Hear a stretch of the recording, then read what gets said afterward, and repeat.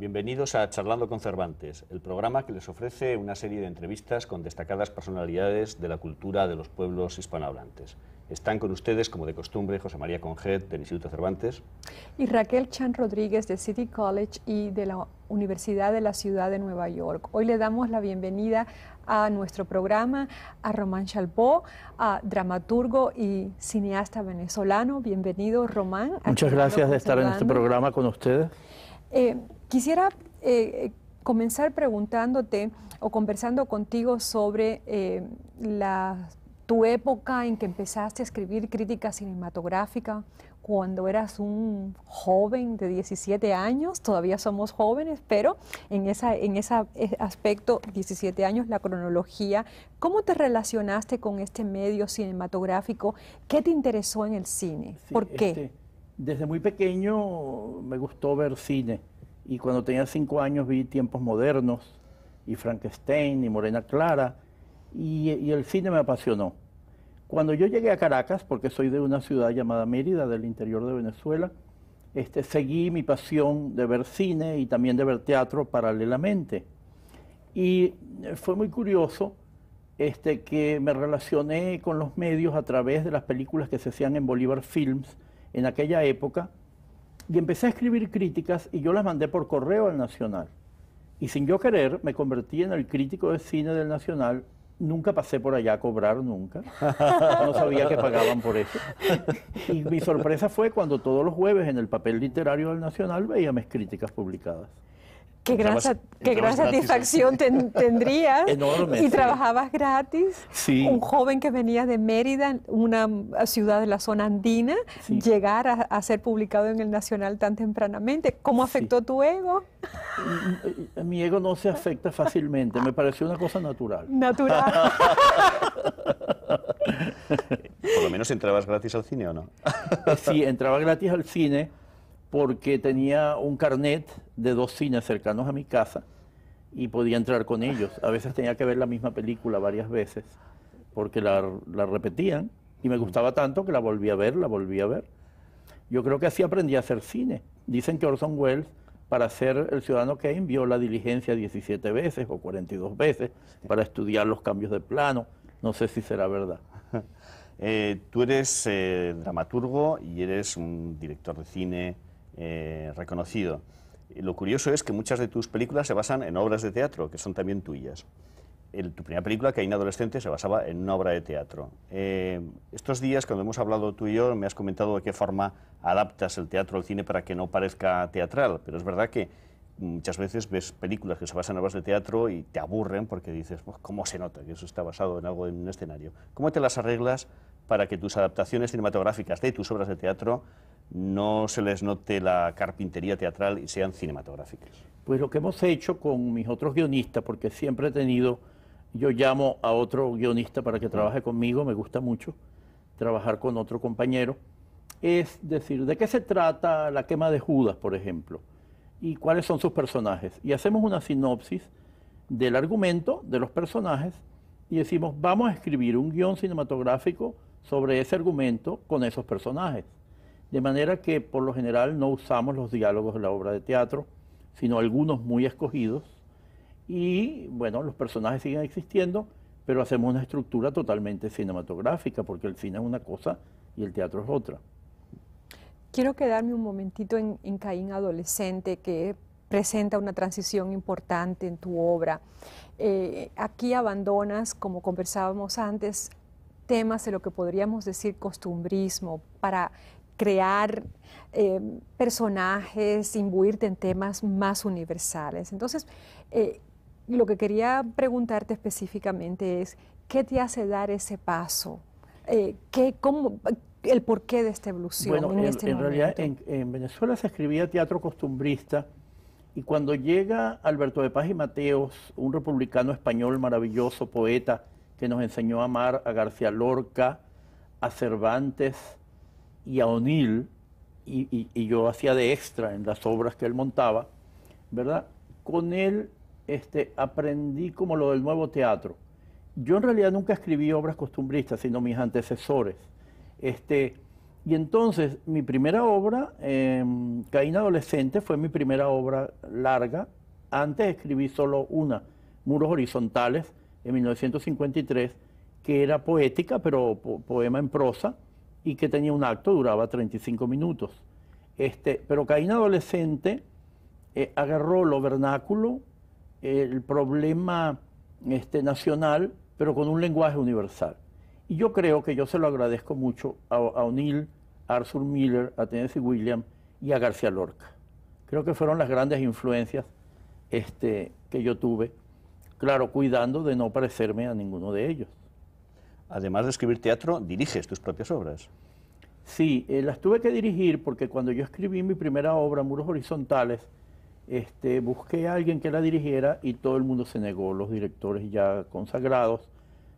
Yo era muy joven, me miraban, este chico que escribió estas 18 páginas y las quiere llevar al teatro, y yo decidí montarlas yo mismo. Después, a la larga, comprobé que hacía muy bien, porque las pocas veces que le he entregado una obra mía a otro director, pues me la han estropeado. Y entonces preferí y me convertí en director. Y así empecé a dirigir también obras del repertorio universal. Otra obra tuya muy importante, al menos en mi concepto, es Requiem para un eclipse de 1957, donde se plantea la disyuntiva otra vez, es el personaje entre el campo y la ciudad, o sea, el anonimato de la ciudad, vis-a-vis, el anonimato del campo, perdón, vis-a-vis quizás la fama en la ciudad. Me interesa la disyuntiva en sí, que comentes por qué sitúas al personaje en esta disyuntiva. Y segundo, es una obra, como conversábamos también, escrita en verso, que es muy raro para el teatro moderno y además requiere unas dotes artísticas muy particulares. Sí, bueno, yo cuando estaba en las aulas, en kindergarten y en bachillerato, en high school, yo escribía poemas que rompí, gracias a Dios, que no existen. Son los típicos poemas que uno escribe de niño, de joven. Y cuando empecé a escribir Requiem para un eclipse, no sé por qué me empezó a salir en verso. En ese momento yo no conocía la obra de Eliot. Y cuando yo estrené la obra, me dijeron, tienes una marcada influencia de Eliot. Eliot, dije yo. Y fui a buscar en la biblioteca y en las librerías a Eliot, y fue cuando conocí a Eliot. Cuando empecé a escribir la obra no creí en ella y la guardé mucho tiempo en una gaveta, y fue un amigo que un día abrió la gaveta y me dijo, ¿y esto? Esto es maravilloso, tú tienes que terminar eso. Era un cubano musicólogo llamado Hilario González, que también fue el productor de Caín adolescente en cine, y que me apoyó muchísimo y me hizo creer en esa obra que yo estaba escribiendo. Y entonces fue en verso. No sé por qué lo hice, fue como esos duendes que te dictan cosas que tienen los poetas. Sí, y el aspecto de la disyuntiva, ciudad, la gran ciudad que ya aparece ahí como algo atrayente, pero al mismo tiempo intoxicante vis-a-vis el campo. Sí, el protagonista de Requiem para un eclipse, cuando él estaba en el colegio, era un poeta y tenía un amigo que también era poeta. Cuando él se casa con Andrea, con esta mujer, de pronto descubre que él se ha olvidado de la poesía y se ha entregado al mundo económico, y que él ha traicionado su vena poética. Y entonces él decide decir que ha muerto y desaparecer de la casa.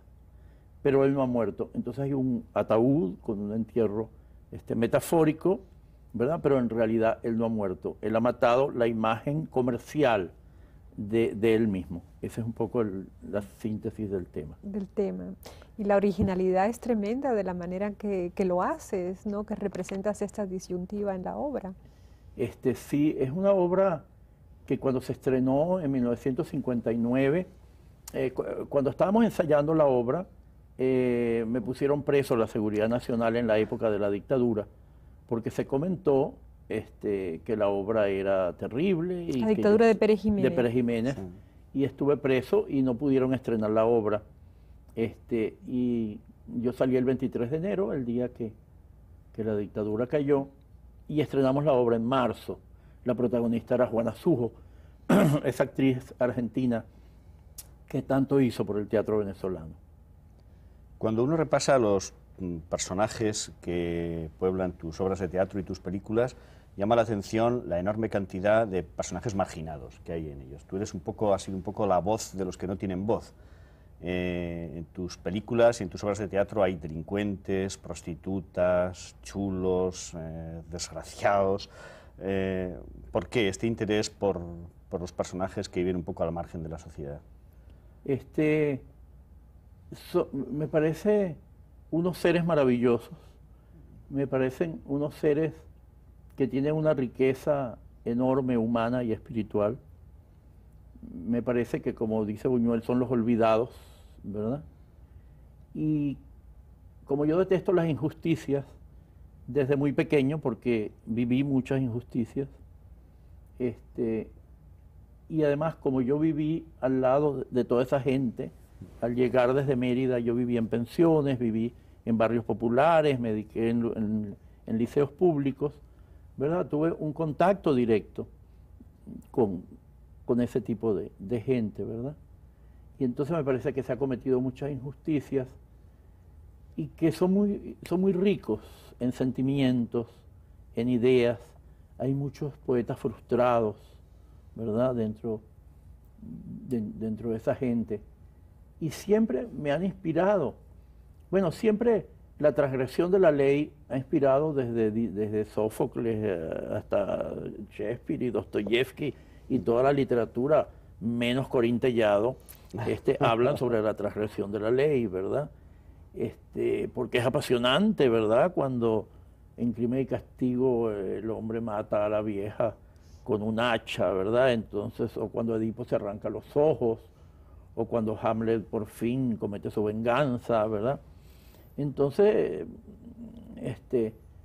en la época actual, ¿verdad? Toda esa gente, mucha de esa gente, se ve obligada a transgredir la ley y da motivo para muchos argumentos, para muchos estados de ánimo, para muchas reflexiones.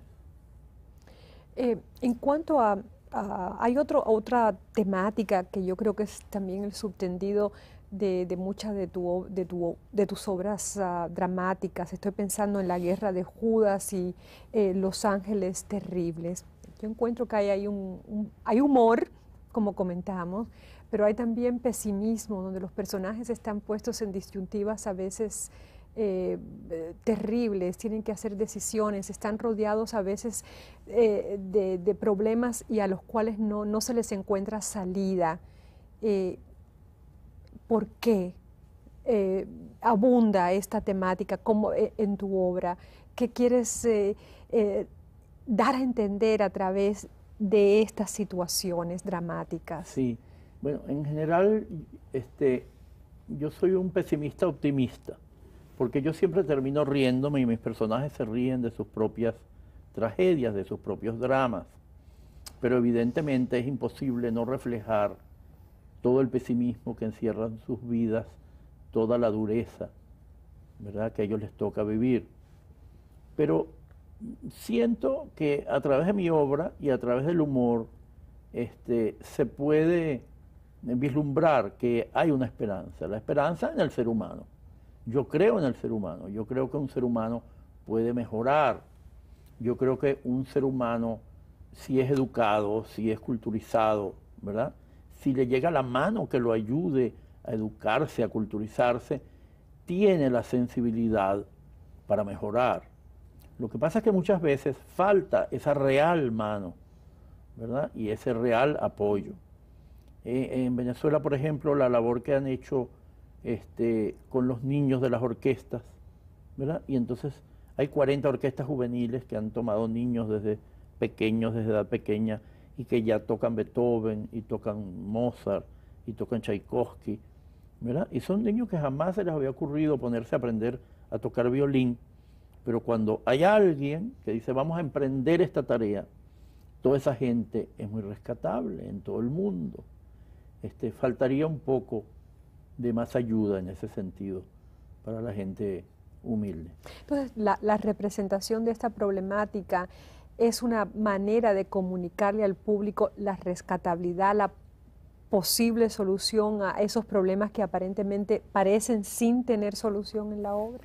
Bueno, cuando yo escribo una obra, Los Ángeles Terribles, por ejemplo, estoy hablando de 4 personajes, de un acto íntimo, de la vivencia de estos 4 personajes que no son familia, que se relacionan unos con otros de una manera terrible, que parece no tener salida, pero que alguna vez lo es.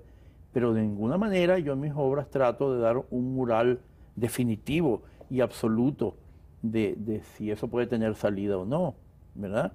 Uno puede pintar un cuadro, pero no quiere decir que en ese cuadro esté involucrado el mundo completo, ¿verdad? Es un aspecto.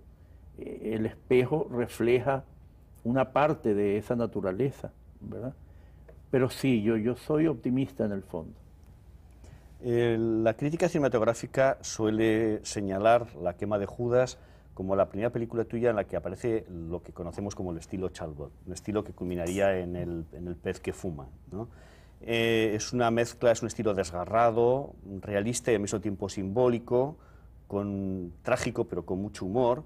Y el otro día hablábamos tú y yo que mucha gente piensa que El pez que fuma está influido por Almodóvar, cuando es una película muy anterior a Almodóvar, a que Almodóvar empezara a rodar sus películas. ¿Qué nos puedes decir de tu estilo? ¿Y tú te encuentras algún parecido con el cine de Almodóvar, por cierto? No, creo que Almodóvar se parece un poco a mi cine, porque el mío es anterior. Por eso pero pienso que no, porque eso es así como surgieron músicos que tomaron el nacionalismo en diferentes países, ¿verdad? Sí. Esos son coincidencias, ¿verdad? Yo estimo mucho el cine de Almodóvar, me divierte enormemente, me parece, sobre todo en qué hago yo para merecer esto, el reflejo de una sociedad española que es evidente, que está allí, ¿verdad? Y entonces, bueno, quizás hemos trabajado en el mismo... Sí, la mezcla de géneros, ¿no? La tragedia y el humor juntos. Exacto, el melodrama. El melodrama, Almodóvar usa la música tropical, latinoamericana, los boleros, la lupe, ¿verdad? Y pues a mí me gusta usarla también. Pero es lógico, eso está allí y todos podemos tomar una de las 7 notas, do, re, mi, fa, sol, la, si, y unirlas de diferentes maneras, ¿no? Sí. En cuanto, quedándonos un poco en tu cinematografía, yo vi recientemente, volví a ver Cangrejo y entiendo que está basada en un suceso verídico. Entonces, lo que quería preguntarte específicamente de Cangrejo es, primera, que nos explicaras un poco el término para las personas que nos están con nosotros, y segundo es que ¿hay algún el trabajo de llevar el episodio real al cine? ¿Cómo limas, cómo quitas, qué escoger, qué no escoger? Porque tiene un punto de vista muy, muy específico. ¿Y cuál era el objetivo de llevar este episodio al cine? Sí, Cangrejo está basado en un libro llamado 4 crímenes, 4 poderes, de Fermín Mármol León. Fermín Mármol León fue un inspector de la Policía Técnica Judicial de Caracas.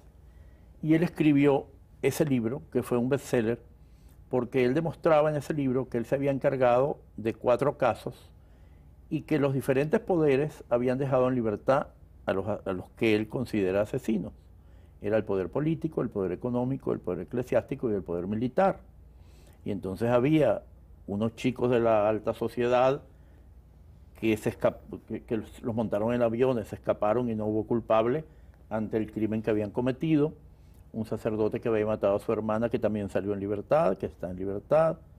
Un diputado que le había llevado una bomba de tiempo a su esposa, que seguramente la mandaba a otra gente y que según el inspector era culpable, y que también después lo nombraron agregado cultural en una embajada en Centroamérica, y el militar que quería matar a su esposa para irse con su amante a Miami. No sé, cuando nosotros le compramos el libro, todos los cineastas venezolanos estuvieron detrás del libro. Y Mármol León, cuando fuimos Miguel Ángel Landa, actor y mi socio, pues nos los dio a nosotros. Pero nosotros decíamos, ¿qué hacer? ¿Hacer una película con las 4 historias? ¿O cómo hacemos? Y decidimos hacer una sola historia, ¿verdad? Que era los chicos de la alta sociedad, pero mezclando y nombrando 2 de los casos al pasar.